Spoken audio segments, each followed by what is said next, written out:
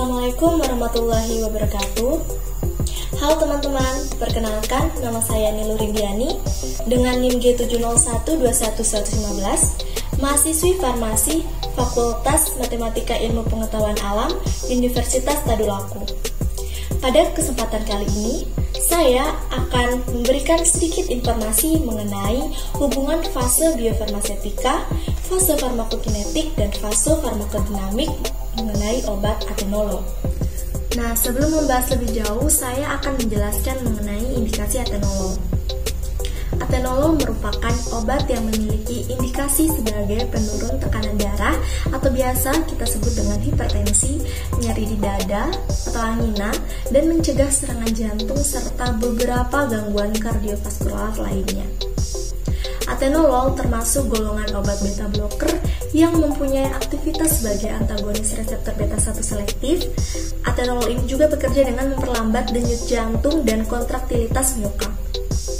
Atenolol memiliki rumus struktur C14H22N2O3 yang merupakan senyawa organik yang masuk dalam kelas fenilacetamid dengan kerangka aromatik homomonosiklik.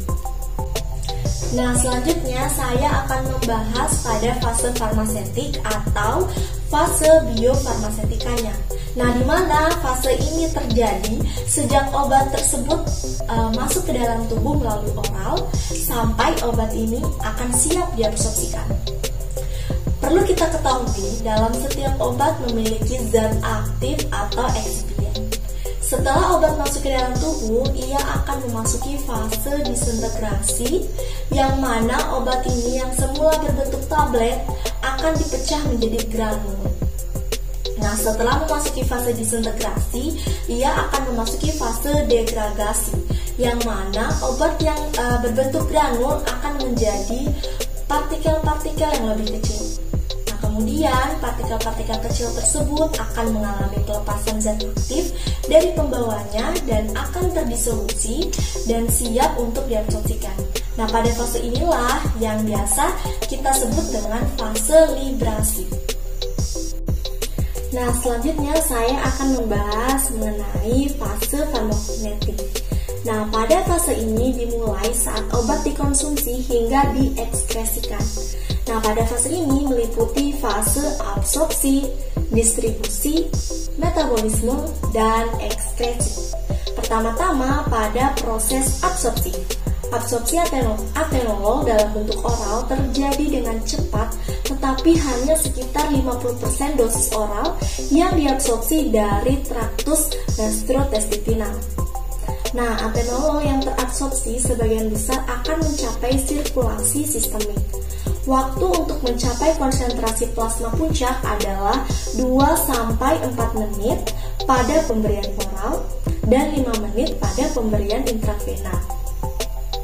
Absorpsi dipengaruhi oleh beberapa faktor, diantaranya ialah derajat ionisasi. Obat akan terabsorpsi apabila obat tidak terionkan. Berdasarkan persamaan Henderson-Hasselbalch, yaitu derajat ionisasi tergantung pada pKa dan pH cairan, di mana terdapat molekul zat aktif. Nah, atenolol memiliki pKa yang tinggi sehingga baik diserap pada usus halus dengan pH kurang lebih dari 8, di mana obat lebih banyak tidak terionkan. Nah, dilihat dari koefisien partisinya, di mana senyawa yang memiliki koefisien partisi yang besar seperti atenolol ini lebih nonpolar, sehingga lebih mudah melewati membran biologis obat. Nah, setelah obat diabsorpsi, ia akan memasuki ke dalam fase distribusi obat. Nah, di mana ikatan obat dengan protein yang besar akan menyebabkan sedikit obat dalam bentuk bebasnya yang beredar pada darah, sehingga volume distribusi rendah. Nah, pada atenolol memiliki volume distribusi yang tinggi, sehingga ia dapat melintasi transport membran untuk menuju jaringan target dan kemudian akan berikatan dengan reseptor. Pada hal inilah dapat menimbulkan efek farmakologis. Nah, setelah didistribusikan, obat ini akan melewati proses metabolisme. Berbeda dengan propanolol dan metoprolol, atenolol hanya mengalami metabolisme secara minimal atau bahkan tidak sama sekali pada hepat.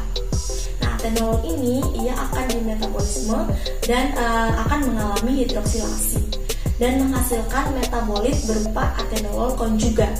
Nah, metabolit ini memiliki efek penghambat beta sebesar 10% dibandingkan dengan atenolol. Nah, kemudian setelah obat di metabolisme, maka obat akan diekskresikan atau dikeluarkan melalui ginjal. Nah, dosis oral akan diekskresikan itu sebesar 50% dalam waktu 24 jam. Waktu paru eliminasi atenolol ini adalah sekitar 6-7 jam. Selanjutnya akan masuk ke fase farmakodinamik. Nah, pada fase ini interaksi obat dengan reseptor pada jaringan target. Pada atenolol, ia akan bekerja dengan menghalangi aksi hormon yang disebut dengan adrenalin dan noradrenalin. Hormon ini yang membuat jantung bekerja berdetak lebih cepat. Nah, atenolol inilah yang akan memblokir kedua hormon tersebut dan membuat jantung berdetak lebih lambat dengan sedikit kekuatan sehingga ia dapat mengurangi tekanan darah dan ketegangan pada jantung.